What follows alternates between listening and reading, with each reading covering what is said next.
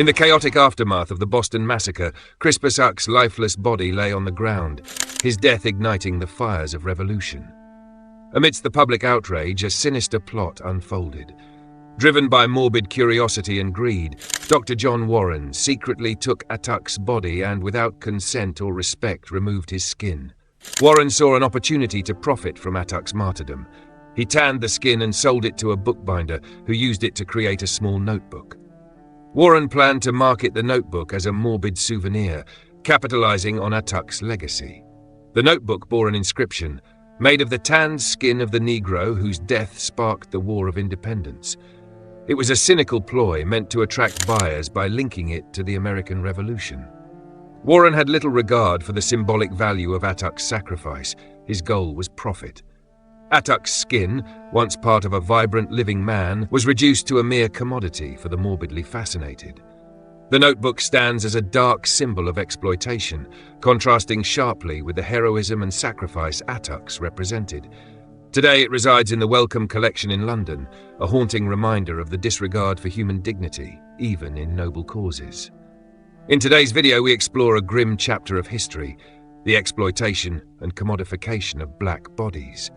Africans, forcibly taken from their homeland, were subjected to horrific abuses, enslaved, and, in some cases, their skin was used to create leather goods such as shoes, bags, wallets, and furniture. This disturbing practice, known as black leather, dehumanized the victims, turning them into commodities. We will delve into the history of this practice, its impact on the lives of black people, and its lasting effects. Before we continue, please support our work by hitting the thumbs up button, sharing your thoughts in the comments, and sharing this video with friends and family. If you haven't already, please subscribe to stay updated. Now imagine learning that human skin was once harvested like animal hide and processed into leather goods. This was the dark reality of the transatlantic slave trade. In the early 19th century, a grotesque practice emerged, where the skin of enslaved Africans was harvested and tanned to create leather goods. This horrifying process was especially common in the southern United States, where slavery thrived. Between 1526 and 1867, over 12 million enslaved Africans were brought to the Americas, with many dying on the brutal journey. Some of those who perished on the Middle Passage were preserved and turned into black leather, a term used for their tanned skin, which was used to make shoes, belts, saddles, and even book bindings. This inhumane practice, driven by profit, reflected the extreme dehumanization of slavery. The process of making human leather involved treating skin with chemicals in a manner similar to animal leather production. This gruesome industry flourished in the southern US, where slavery was most prominent. First documented in the 1830s, the practice gained momentum in the 1840s and 1850s as demand for exotic leather goods grew. Human skin was tanned and used for a variety of products, including wallets, bookbindings, belts, saddles, and shoes. The practice was so widely accepted that advertisements for Negro leather appeared in newspapers and catalogs, with some companies specializing in this macabre trade. The use of human skin further dehumanized enslaved Africans, reducing their bodies to mere commodities for profit. Companies involved in human tanning obtained skin through exploitation and violence, often from those who had died on plantations or during transport. Indigenous peoples were also targeted during colonial expansion, their skin harvested as a byproduct of conquest. The Negro Leather Company, based in Philadelphia, exemplified the legal organizations profiting from this grotesque trade, buying the skin of enslaved individuals who had died or been killed. These individuals were obtained from people willing to sell them or from slave owners at steep prices. Once purchased, their skin was cleaned and prepared, with flesh and fat removed. It was soaked in water or a solution to soften it, then scraped or dehaired to remove excess hair or tissue. The skin was then treated with tanning agents like vegetable or mineral tannins. After tanning, it was softened and conditioned with oils or waxes to make it more pliable. The company would then cut and craft the human leather into various items, such as book bindings, wallets, or belts. These products would often receive additional treatments like dyeing, embossing, or protective coatings. Ever heard of anthropodermic bibliopegy? This term refers to the practice of binding books with human skin. Hearing this, some of you might wonder, does such a thing exist?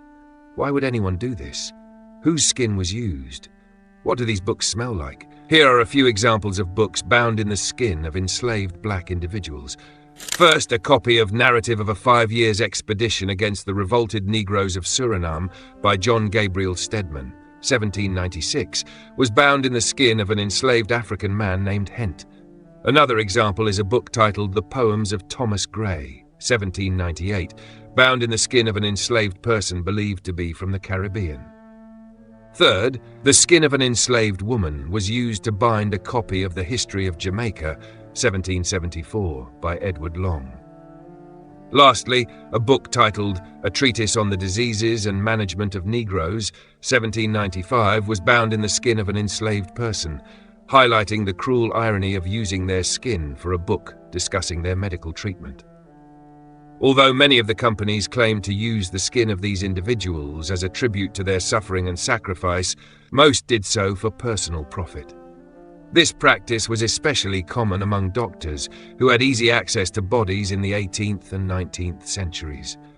Many doctors and medical professionals used the skin of black individuals, particularly enslaved people, for leather products like book bindings. They sourced this skin from deceased black patients, often without the consent of the families. White individuals also used the skin of black prisoners executed on plantations. These entrepreneurs, seeing black skin as an exotic material, even advertised their services, offering to bind books in Negro skins, and had no shortage of customers. Medical professionals treated black skin as a commodity, seeing no difference between humans and animals, which reflected the dehumanizing attitudes of the time, especially toward marginalized groups. A disturbing account was published in a March 17, 1888 issue of the Philadelphia Mercury, where a man proudly wore shoes made from Negro skin. The writer described how people he knew possessed items like cigarette cases, slippers, and matchbook covers made from human skin. He recalled a prominent physician in the city who wore shoes made from the skin of black individuals, stating that African skin made the most durable and pliable leather. The physician sourced skin from dissected bodies at medical colleges and claimed that the best leather came from the thighs. The shoes, made by a French shoemaker unaware of the leather's origin, were described as smooth and durable. The doctor believed this leather was superior to French calfskin, boasting about the comfort and long-lasting quality of his shoes. This doctor was not alone in his use of human skin. Medical students frequently displayed various items made from the skin or bones of dissected individuals and sometimes gifted them to friends. One man carried a match safe covered with the skin of a young woman who had drowned in the Delaware River, while another owned a cigar case made from Negro skin with a skull and crossbones design. This account raises questions about society's morality when human skin is used as a commodity. How could this doctor call himself civilized while wearing the skin of another person, regardless of race? What is the true cost of fashion when human dignity is compromised? Doctors were not the only ones involved in this grim practice. The American Bookbinders Company, based in New York, also used the skin of black individuals, referred to as Negro skin, for leather bookbinding. They obtained skin from various sources, cleaned and prepared it, and tanned it using traditional techniques. This tanned skin was then softened and conditioned before being cut and crafted into high-end bookbindings. On numerous occasions, the skin of enslaved black individuals was used for leather binding, with Nanny's case being a notable example. Nanny, an enslaved woman from the Afro-Caribbean, endured a life of hardship and resilience. On a Jamaican plantation, Nanny was subjected to the cruelty of her owners. After her death, her body was desecrated and her skin was removed and tanned. The plantation owner, a rare book collector, saw Nanny's skin as a trophy and used it to bind a book. The bookbinder worked meticulously, turning her skin into a grotesque cover. Now encased in this book, Nanny's skin served as a grim reminder of her suffering. Eventually, the book ended up in a library, where it remained as a haunting symbol of the transatlantic slave trade's horrors. Years later, a researcher uncovered the story, and Nanny's legacy, once reduced to a mere commodity, was finally recognized. Her story now stands as a poignant reminder of the suffering of enslaved people and the inhumane practices of the past. Edward Long, a British colonial administrator and judge in Jamaica, was notorious for his cruel treatment of enslaved people. He wrote The History of Jamaica, where he claimed the inferiority of enslaved people, justifying their enslavement. Long used the skin of an enslaved person for leather goods, symbolizing the power and control enslavers had, reducing human beings to mere material for exploitation. Thomas Thistlewood, an 18th century British plantation owner in Jamaica, documented in his diaries that he made leather products from the skin of enslaved people, such as shoes and belts. His actions displayed extreme cruelty and reinforced the notion that enslaved people were mere property, devoid of rights or dignity. William Byrd II, a Virginia planter and colonial official, killed one of his slaves, Nico, in 1709 after a confrontation. Byrd then had Nico's skin tanned and made into leather goods, including gloves and a pouch. This disturbing act, detailed in his diary, highlights the brutal dehumanization of enslaved people. George Washington, though not personally involved in tanning, lived in a time when the skin of enslaved Africans was sometimes used for leather goods. In one case, a South Carolina plantation owner commissioned a leather saddle made from the skin of an enslaved African. This incident further exemplifies the commodification of enslaved bodies during the era of slavery. Megan Rosenblum, a medical librarian and expert on anthropodermic bibliopagy, explains how books are tested to confirm if they are made from human leather.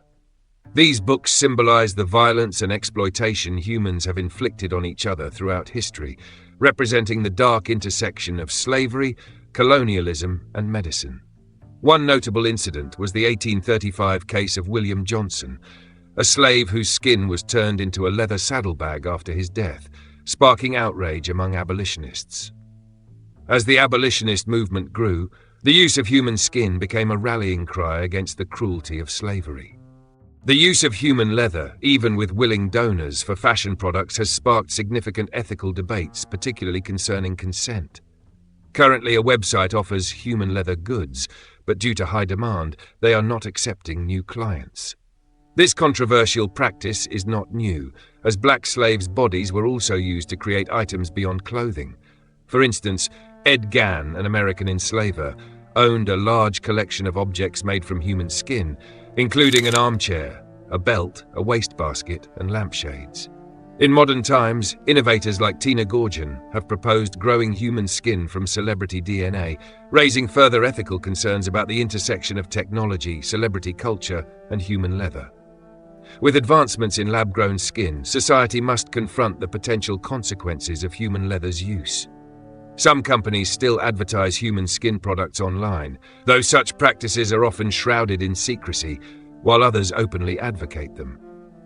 Historical records indicate that the use of human skin is rooted in some of the darkest periods of human history, including slavery, colonialism, racism, and oppression. The use of black slaves' skin for leather is a heinous and inhumane practice, reminding us of the violent exploitation perpetrated against black bodies through systemic racism and oppression. Despite these atrocities, there is a legacy of resilience and strength. We honor the memories of those who had their skins taken without consent by continuing to fight for justice, equality, and humanity. Their stories should inspire us to create a world where every individual is treated with dignity and respect. We must strive for a future where black lives are never reduced to mere commodities, but are celebrated as sacred, valuable, and powerful. Thank you for staying with us through this video. Please share your thoughts in the comments, and we will be happy to respond. Don't forget to support our work by liking the video, sharing it with friends and family, and subscribing to receive notifications as we continue building our community. Thank you for watching, and we look forward to seeing you in the next video.